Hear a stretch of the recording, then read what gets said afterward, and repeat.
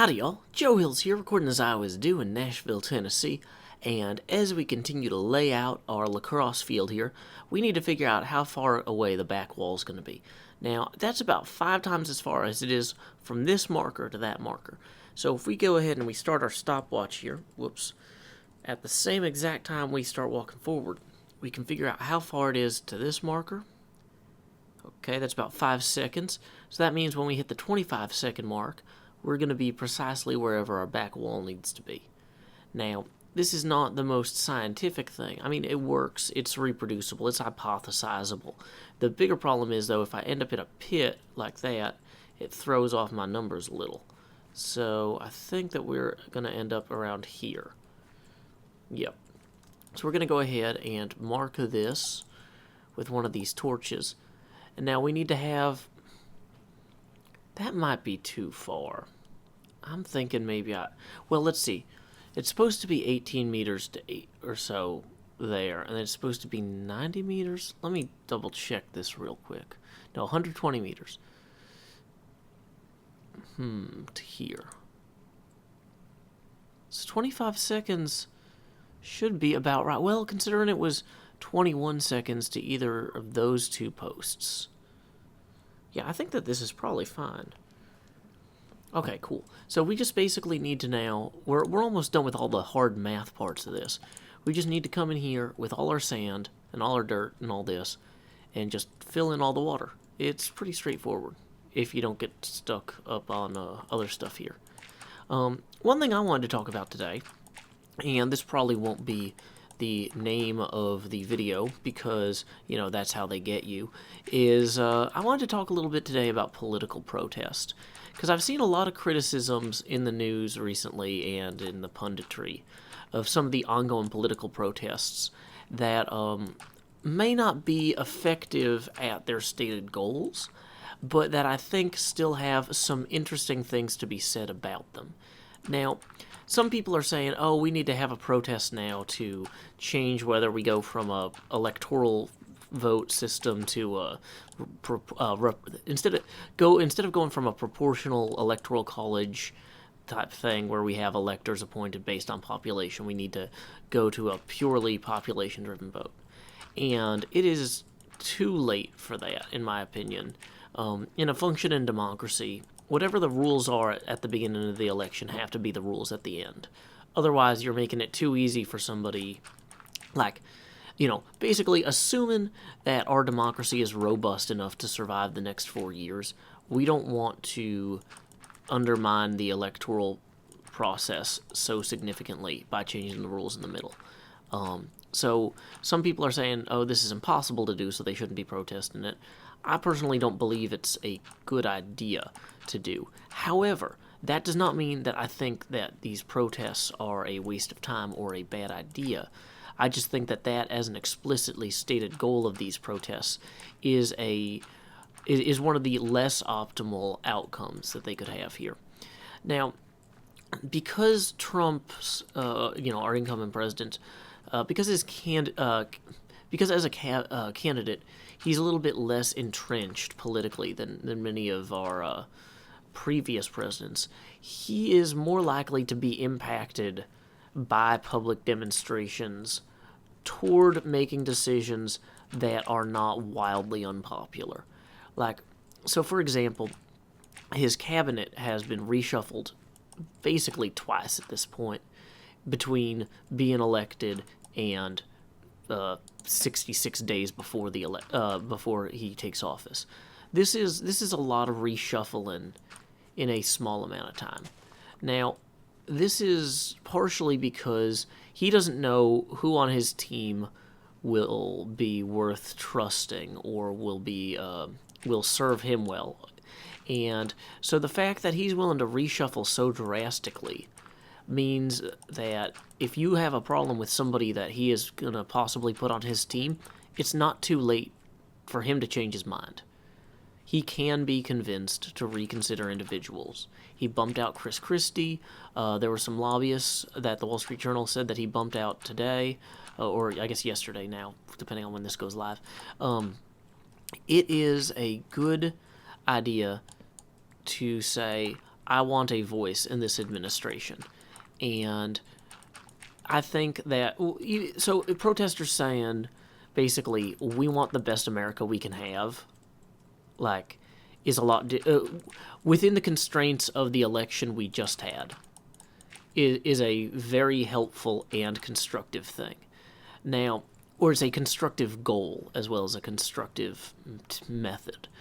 One thing that's interesting is I believe that even if the protests are not necessarily for a constructive goal intrinsically, like if they're well intentioned but had a goal that just didn't necessarily make like legal sense, that doesn't necessarily mean that they're a bad idea or unhelpful to our democracy either, though, because when you get a bunch of people in the same space, there's a lot of a lot of chaos there. There's a lot of interesting things happening that wouldn't happen if you were just staying at home.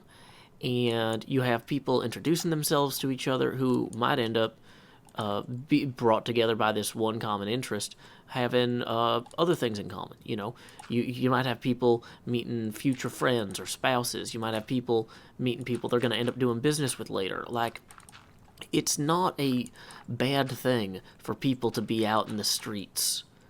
Like, that used to be the norm.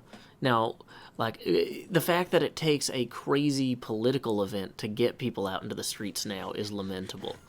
But, you know, it's kind of one of those things where there's going to be... Dang it, sorry. This is, like, the best food in the game, but it is a little bit It makes me a bit jumpy sometimes. Sorry, where was I? Yeah, there are good reasons for people to be out in the streets, introducing themselves to each other, meeting people, and unfortunately, like, they just don't... This sort of thing doesn't happen as much as it should. Like, we don't have parades in America in the same way that some... parades aren't even a good example. Like, people just... Now that we have entertainment at home, and I'm partially guilty of generating this, you're welcome, America, it's just easier for people to be insular, to just say, I'm going to stay home, keep my head down, and you miss a lot of opportunities that way. So I think that anything that gets people who want to make the world a better place, even if they don't necessarily have a good plan to make the world a better place, anything that gets them out and talking to each other, you know, is helpful. Because, you know, we talk a lot about filter bubbles and stuff like that.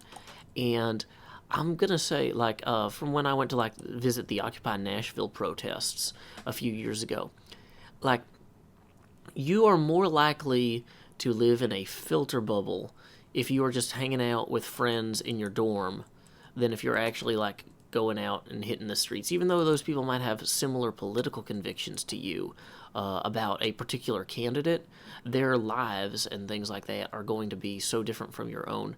It is a wonderful opportunity to learn about other people and to broaden your own horizons about humanity.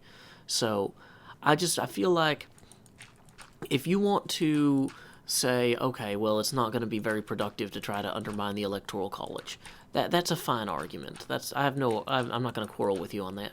But you know, for you to say that there's no sense in going out and checking this out, hey, there's something going on in the streets, maybe you should be a part of it. You know, like, it's unknowable how things will go on stuff like this. So, but that's kind of the that's what's interesting about it.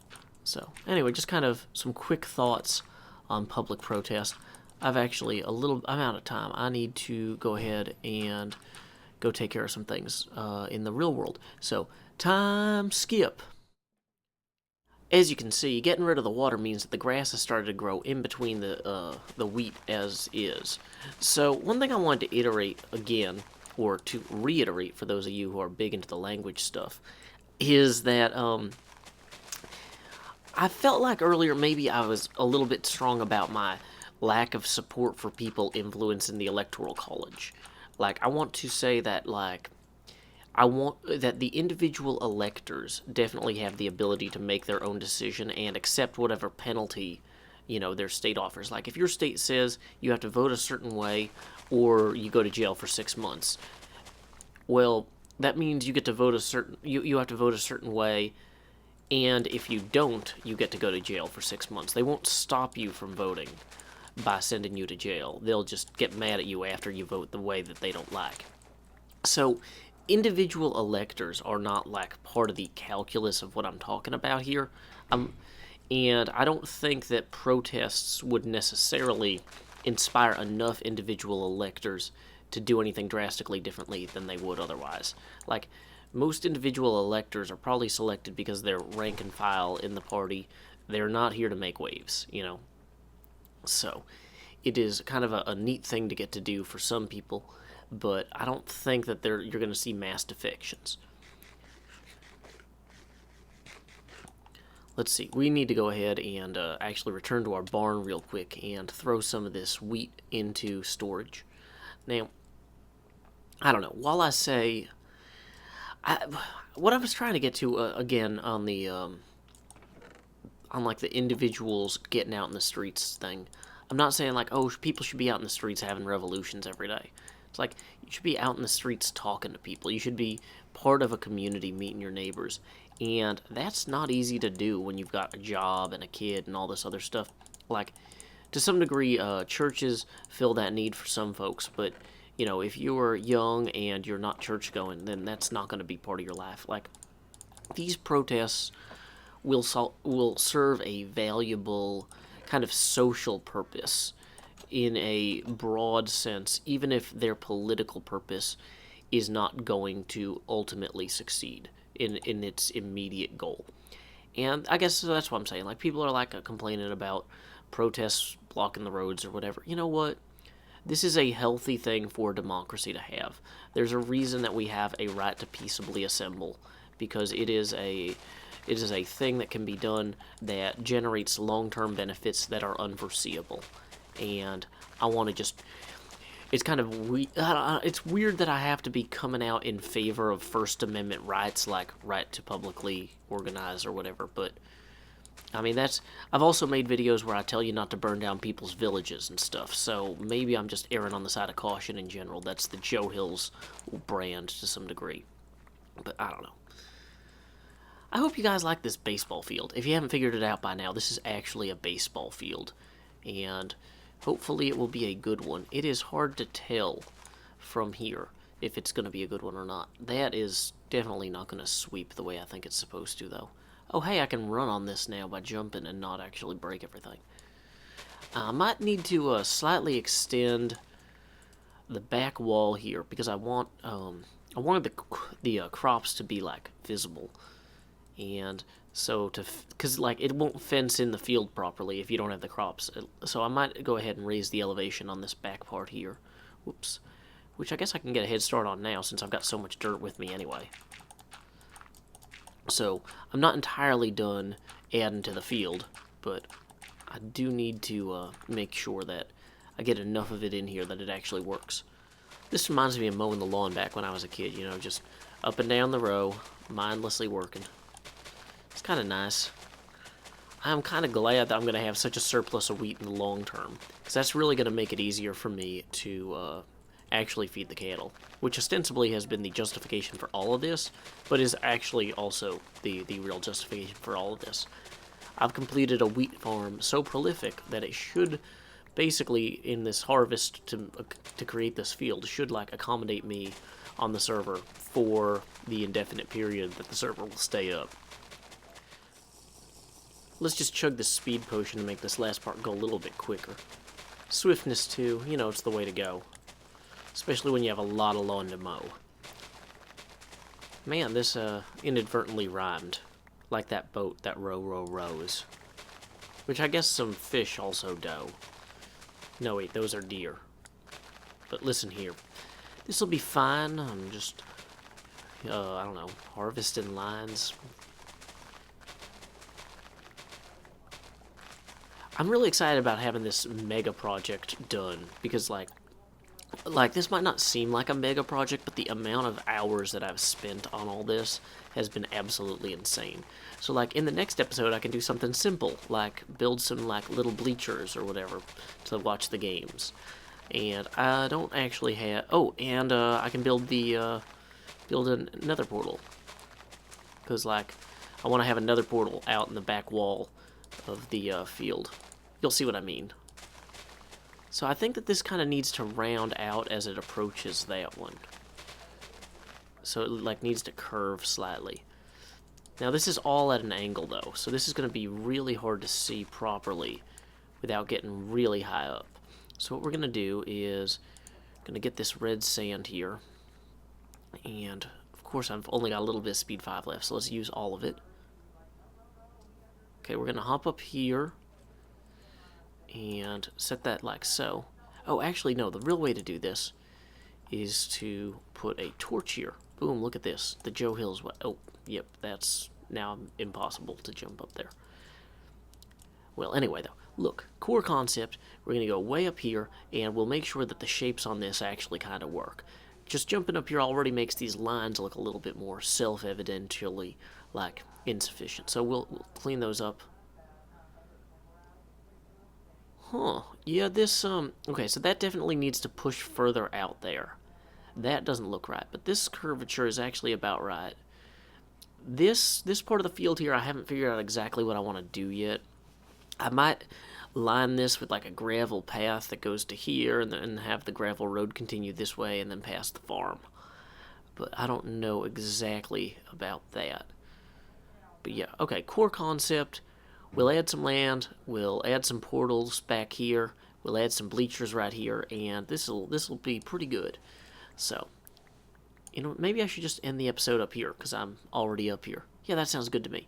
So anyway, where was I? Go talk to people. If people want to go talk to people at protests, that's just like an excuse to go talk to other people. That's fine. That's good for them. And, yeah, I hope they accomplish something, even if it's not their politically stated goal. Anyway, until next time, y'all, this is Joe Hills from Nashville, Tennessee. Keep adventuring.